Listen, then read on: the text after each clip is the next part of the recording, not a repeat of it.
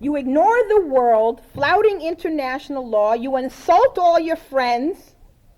You make up stories to go in and invade some country, lying about the threat, expecting the whole world to do whatever you say and permit you to do this and supply money and troops for you. And if you were this big bully, you should be put in the corner. But you're the biggest bully and nobody can put you in the corner. And something is stinging you. Some kind of insect is stinging you. You can't find that insect. So you're over here stamping on something else. Call it Iraq, whatever. When the thing that has stung you, that really hurt you, is over here. Hello? You don't break the cookie jar when you're mad you didn't do this other thing. Yet that's the way we're running our foreign policy. This is the attitude of the C student. Okay? You cannot understand George Bush unless you understand he was a C student. Right? And I can tell you as a teacher, the difference between the A student and the C student, right? The C student says, okay, terrorism, violence, Iraq. And they put it in the essay. And you read it and you're like, what do I give this? They've got, there's a terrorism. There is a country, Iraq. They're on the same page. Okay, he's got something, C. That's literally a C.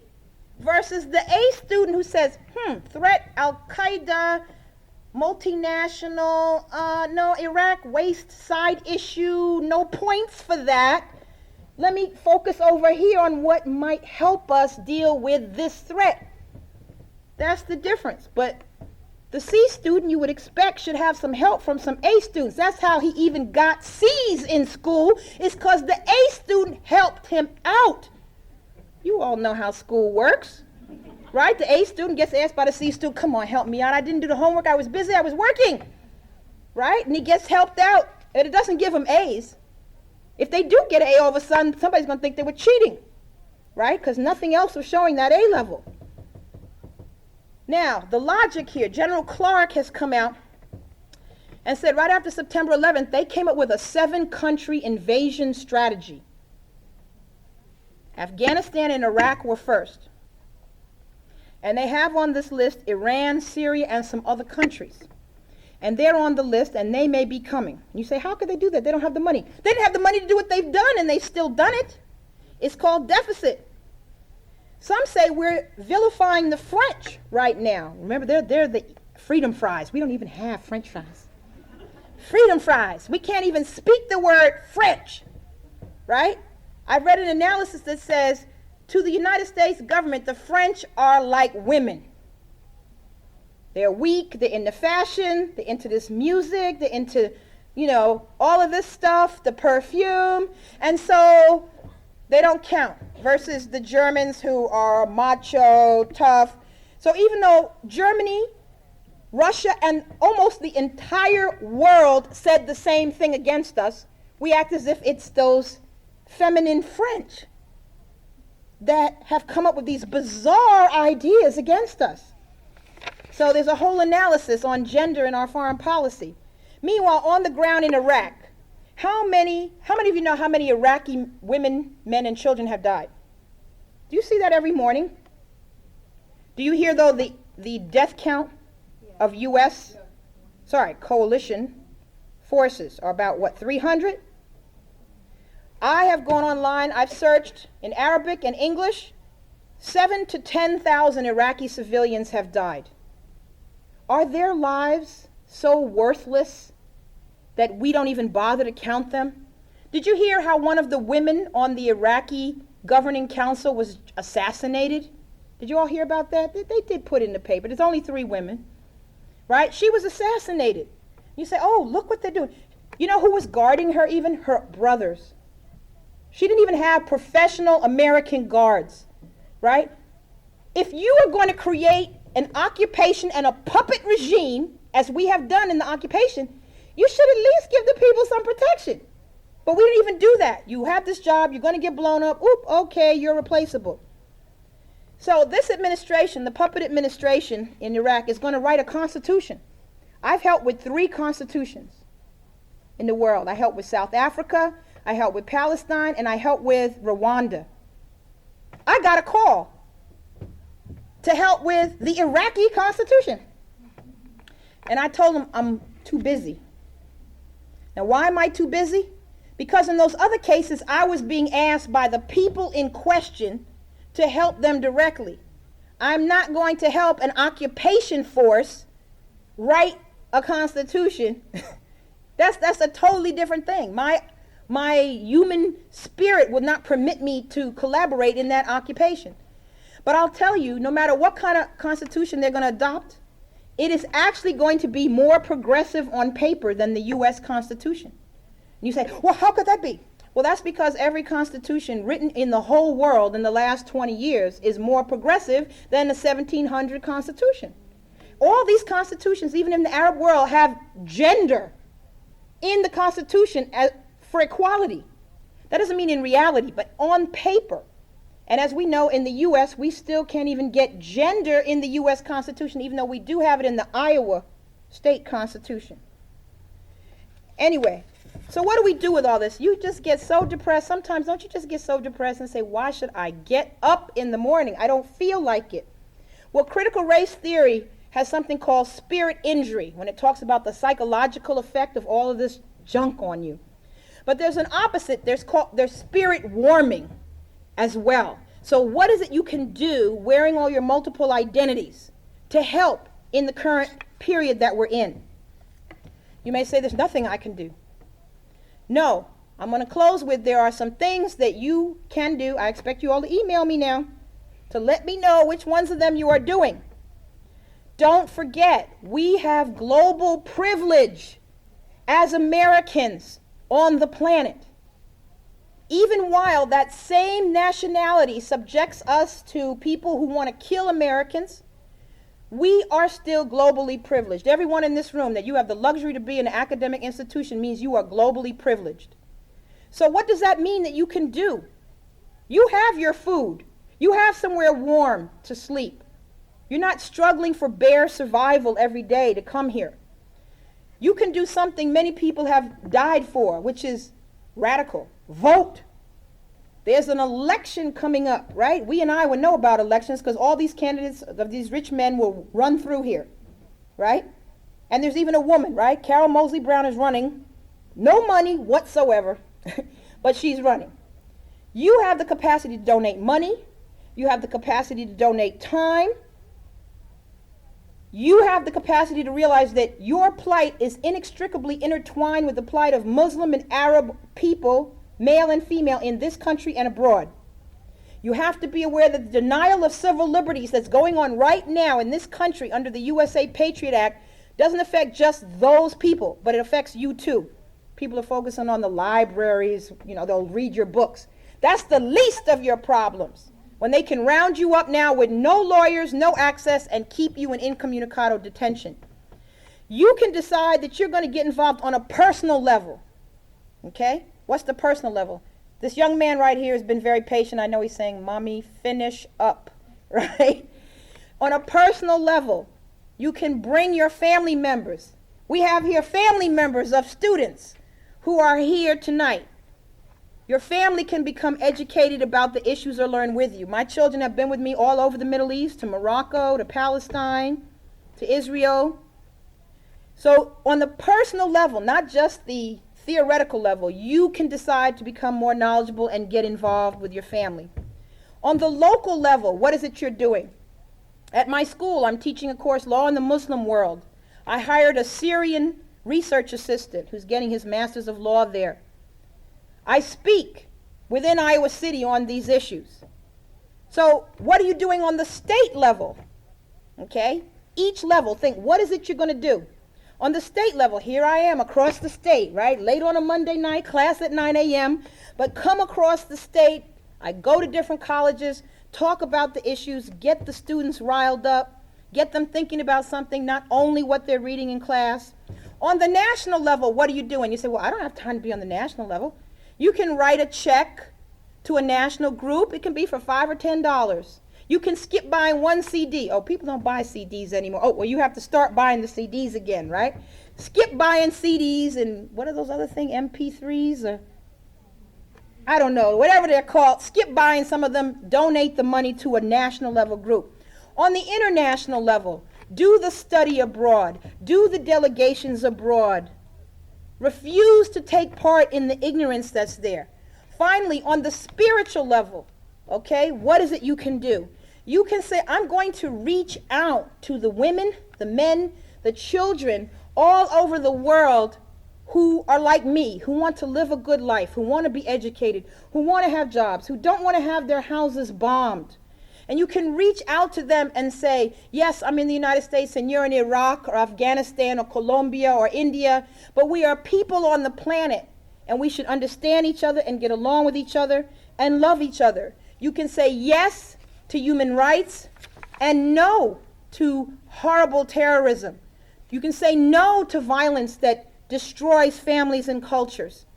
You can say, I'm going to get along with people from all religions, even if I have my own religion, and I'm even going to get along with people with no religion, right, who are atheists, who are agnostic, and that whether we're coming from a spiritual plane or a moral plane, that we can say we have to stop doing what we're doing to the rest of the world. We have to focus on the women as well as the men. We have to focus the people in high places as well as people who are the most oppressed on the planet. And I know if you decide tonight that in this next year you're going to do something, some little thing on each one of these levels, or even one part of those levels, you will make a difference. We will make a difference to the future of what's going to happen in the Middle East and in the United States. I don't know about you, but I know I'm committed to do that. I'm committed to do that with my heart and my soul, and I hope you'll join me in that commitment. Thank you. Thank you. Thank you very much. I know I talked a little bit over the hour I was supposed to talk, and I know we have a little reception here that we need to break up for in a few minutes, but if there's a few minutes of questions that any of you have, I was basically truncating probably half a course into an hour. And, if you don't want to approach me from the audience, feel fine to come up to me in person afterward or email me. I love getting emails. What's another 50 emails a day, right? At least they're not spam. I love communicating with people when it's not spam. Any questions? I had to truncate and conflate a lot of stuff. No questions? No? See, I don't even have a plant in the audience with a question. If there are no, yes, okay, we'll take it. And how do you think the problem of, with affirmative action, you help out a lot of people who don't have opportunities, but you also help out some people who are going to go on, and then someone's going to see that they went on and be like, this person isn't very qualified, they don't really do a good job, but they made it anyways, what should I think of affirmative action? Right, so right. How do you deal with that idea? Yeah. Okay, my thought on that is before there was a policy called race-based affirmative action, like from the 60s on, there was still racism, okay? So when people like Thurgood Marshall or William Hastie or other people went to law school and there was no affirmative action. My father went to NYU Medical School in 1953 and he was the only black in his class, right? No affirmative action. And he was still called a nigger. He was still thought of his whole life as an inferior, no good, didn't deserve what he got, even though he's Phi Beta Kappa from UCLA and number 2 in his class at medical school. So even if affirmative action had been abolished by the Supreme Court, right, and they got rid of the policy, there would still be people who would think you are inferior because you're a female, because your skin is brown, or whatever. That, unfortunately, is the reality of racism and sexism. So what does that mean? I say, oh, this is terrible. Somebody's going to think I don't deserve to be where I am. I'm proud of the fact that my prep school, a 200-year-old boys' prep school, let in a few girls, including me. I'm proud of the fact that Princeton University let me in the 4th class of girls. They let me in. But I earned my 3.84 GPA, magna cum laude. That's not affirmative action. That's what I earned. Yes, UCLA let me in. They didn't earn that 4.0. right? Yes, University of Iowa hired me as the first black woman professor in the history of the university. But affirmative action didn't write my 70 publications. And I will put what I have done with the opportunities that have been given me through affirmative action up against anyone on the planet. And I will say, yes, I got in the door. What did I do with it? I didn't earn a C. I used it to get my A's, and I used it to make a difference. And they will always still think I don't belong on the Supreme Court or ambassador wing or whatever it is I'll get. They're going to think that. But that's fine. So they'll underestimate me. That's fine. And yet, I've gotten to where I am. So that's what my response is to that. Some people will think I'm inferior. My father went to his death, and there were still people that thought shouldn't have been admitted to NYU or UCLA or any of the things. So that's what my personal response is. Everybody may deal with that differently. Go ahead. We'll take one more from. Okay. Go ahead. I don't know. I was thinking more of people who don't do as well as you obviously have. Like there will be people who will not take advantage of their opportunities and who will abuse them.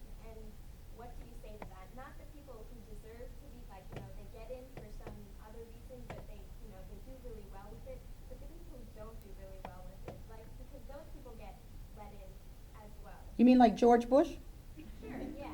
And there are people like that who are, it's affirmative action. Everybody can't get an A, right? Or there wouldn't be any curve.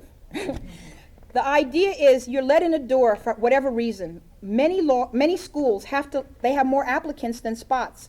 And Princeton said 95% of the 16,000 who applied were qualified to do the work. Okay? So they can't let them all in. They can only let in a few. Now, out of that few they let in, almost all of whom were A students.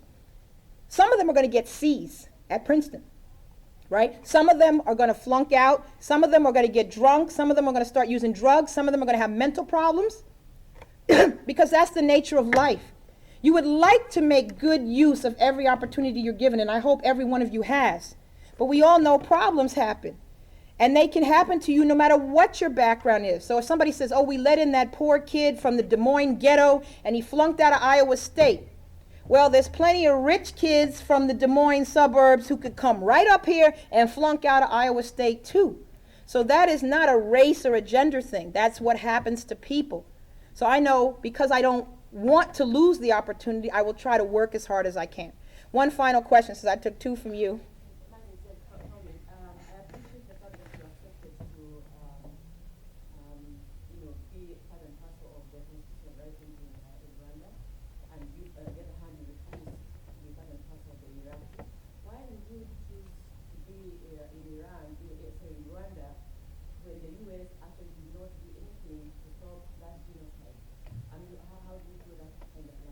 Yeah, the genocide that happened in 1994 was nearly 1 million people of Rwanda's 7 million people were killed, right? The predominantly Tutsi minority were almost exterminated out of the country. And the U.S. and the rest of the world community did nothing, even though they were told by the UN and others that there's a massacre occurring. They didn't care, or they just didn't want to deal with it because it's just a bunch of black people. It wasn't Bosnia, where at least they're Muslim, but they're white.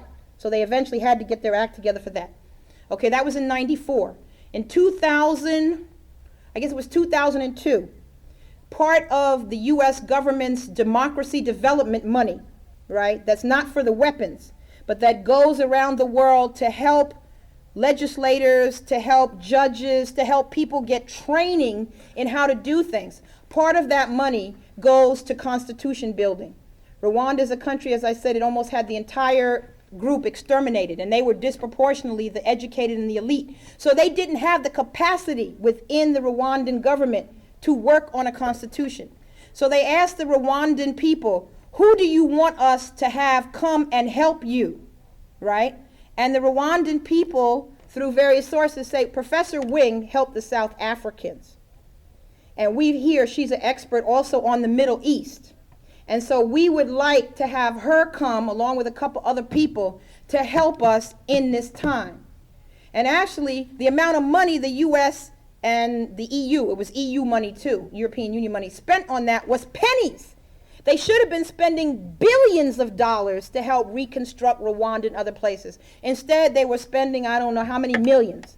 But I looked at it as this is chump change for what should have been spent. And we cannot bring back the dead, the million dead of Rwanda and the unmarked mass graves of the Rwandan people. But at least since I have this particular skill, and since they are particularly asking for me, okay, not the U.S. saying, we'll find Wing, she'll put them in line. Since they were saying, we want this person whose roots are in the people of color of the world, who has helped the South Africans, who the whole world admires, and has helped the Palestinians, we want her to come. So that's why I did it. Versus if I get a call from the U.S. State Department or the Bush administration saying, Professor Wing, we want you to come in here with this, that was different. So I didn't get to go into those details. But that's how I felt I could contribute. And I hope in my future that I will have other opportunities to contribute on the Constitution making level, helping founding fathers and mothers, founding mothers, write new constitutions and create new societies. Thank you all very much. We'll adjourn to the refreshments, and thank you to Pat Miller and the lecture series and the Women's Center and all of you all for coming out when I know you got homework and I know you got jobs. And so I look forward to meeting with you informally and you all meeting my family too. Thank you.